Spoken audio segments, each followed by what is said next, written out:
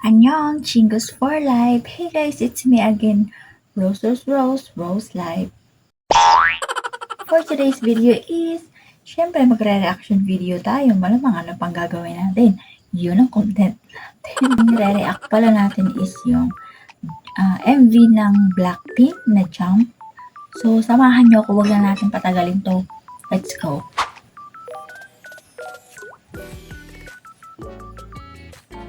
Oh.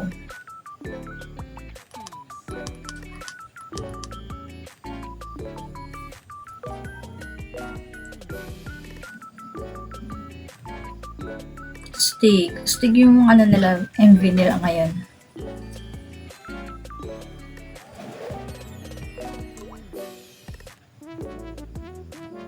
Oh, walis.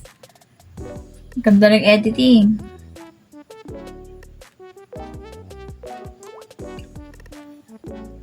Say.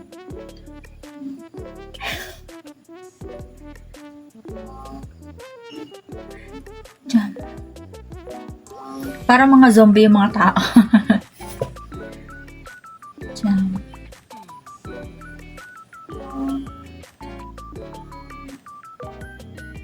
Lakas maka-disco.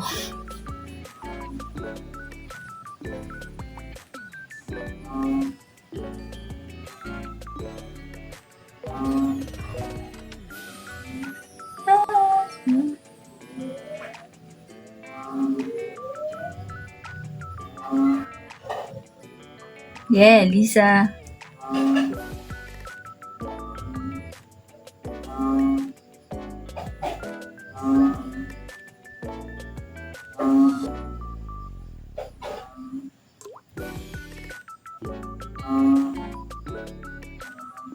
Rose.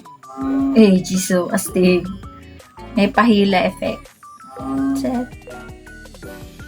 Oh.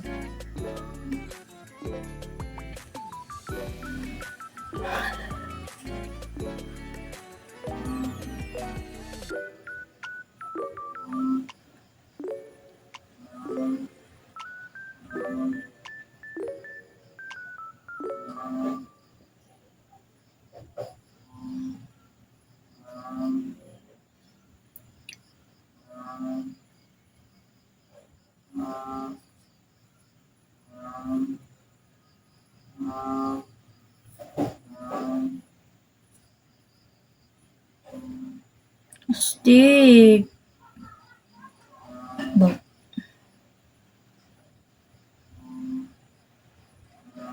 Oh.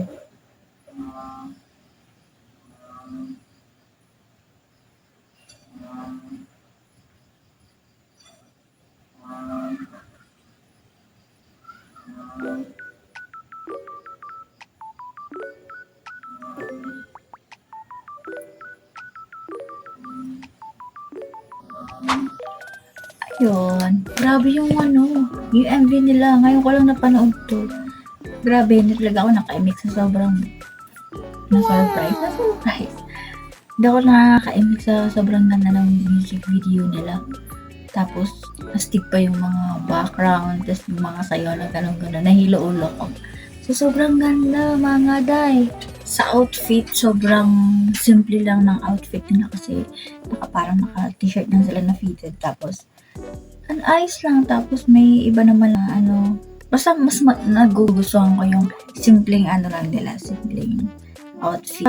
Ngayon, alam ko marami na silang MV ngayong 2025. So, ngayon lang ako nakapag-react. Grabe sila, parang hindi sila tumatanda.